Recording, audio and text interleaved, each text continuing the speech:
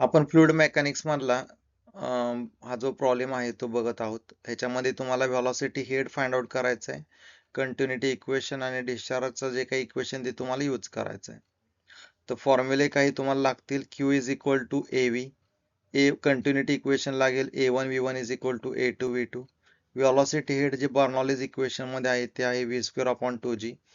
डिस्चार्जचा formula तुम्ही AV बरोबर A1V1 is equal to A2V2 is equal to AV असा घेऊ शकताय.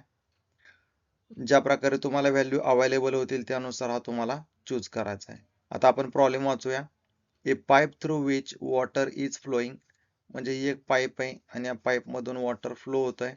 तर वॉटरचा फ्लो राईट साइड पासून लेफ्ट साइड कडे आहे. इज हॅव्हिंग डायमीटर 30 सेंटीमीटर, तर याचा डायमीटर जो आहे तो आहे 30 सेंटीमीटर. युनिट कन्व्हर्जन मीटर मध्ये करण्यासाठी 10⁻² न मल्टिप्लाय करा, तुम्हाला आन्सर मिळेल 0.30 मीटर अँड 20 सेंटीमीटर रिस्पेक्टिव्हली. तर फर्स्ट आहे 30, सेकंड आहे 20. 20चं सुद्धा सेम कन्व्हर्जन इंटू 10⁻² न करा मल्टिप्लाय, आन्सर मिळेल 0.20 मीटर. ॲट सेक्शन 1 अँड 2, म्हणजे 1 सेक्शनला 30, 2 सेक्शनला 20. The velocity of water at section 1 is, म्हणजे सेक्शन 1 जो आहे तिथली वेलॉसिटी V1 इथं दिलेली आहे 5 metre per second. 5 metre per second. Find velocity head, इथं बघा म्हटले वेलॉसिटी नाही, वेलॉसिटी हेड ॲट सेक्शन 1 म्हणजे V1²/2G अँड 2 म्हणजे V2²/2G. हे सगळं काय झालं, velocity head. And also rate of discharge. Rate of discharge म्हणजे रेट ऑफ फ्लो म्हणजेच डिस्चार्ज. आता हा जो प्रॉब्लेम आहे त्यानुसार आपण गिवन डाटा आणि काय फाइंड आउट करायचंय ते आपण इथं लिहून घेतलेलं आहे. डिस्चार्ज म्हणजे Q. तर सगळ्यात पहिल्यांदा आपण त्याचे एरिया फाइंड आउट करून घेऊया. काय एरिया फाइंड आउट करायची गरज आहे, तर आपल्याला माहिती आहे व्हेलॉसिटी हेड काढायचा आहे. तर V माहित पाहिजे. V फक्त एकच माहिती आहे, V2 चा V माहित नाहीये.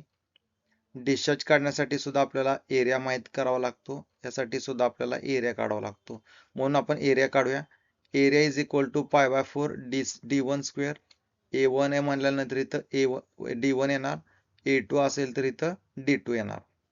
तर D1 आणि D2 च्या व्हॅल्यूज तुम्हाला इथं दिल्यात, D1 आणि D2. ह्या व्हॅल्यूज इथं पुट करा, तुम्हाला आन्सर मिळतील. A1 0.07068 आणि A2 मिळेल 0.0314. आता A1 आणि A2 वरनं आपल्याला डिस्चार्ज फाइंड आउट करायचा आहे.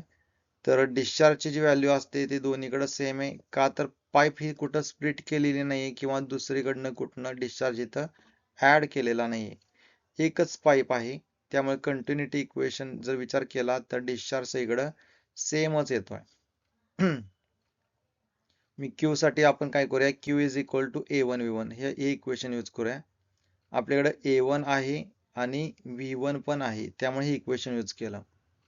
A1 ची व्हॅल्यू इथं टाका, V1 ची व्हॅल्यू इथं टाका, आन्सर मिळेल आपल्याला 0.3534 metre cube per second.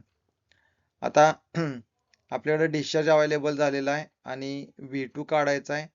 V2 काढण्यासाठी परत एकदा equation Q is equal to A2V2.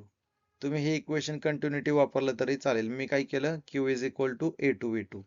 तर Q माहिती आपल्याला 0.3534 आणि A2 सुद्धा माहिती आपल्याला, म्हणजे इथं आपण V2 काढू शकतो. आता V2 इथंच ठेवला आणि A2 इक्वल टू साइनच्या डाव्या साईडला घेतला तर तो Q ला डिवाइड होणार आहे, म्हणून V2 is equal to Q/A2 हे इक्वेशन तयार होईल.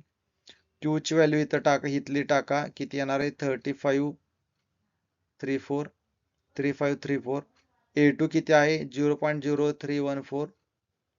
तर V2 मिळेल तुम्हाला 11.25 मीटर पर सेकंद.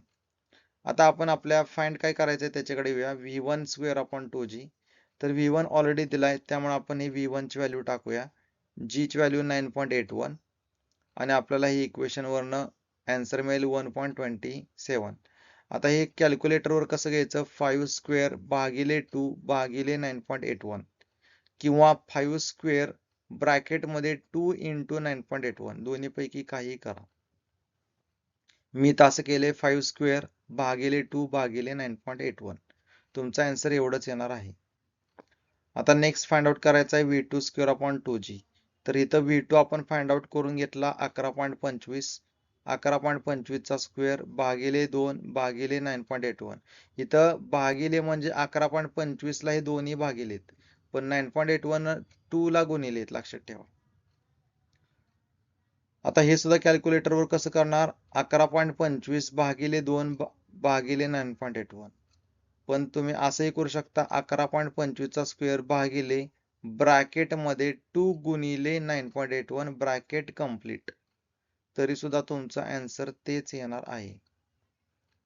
आता अशा प्रकारे तुम्ही काय केला, V2 काढले, V2 square upon 2G, V1 square upon 2G आणि Q हे सगळे व्हॅल्यू ज्या काढायला लावलेल्या त्या फाइंड आउट केलेल्या आहेत.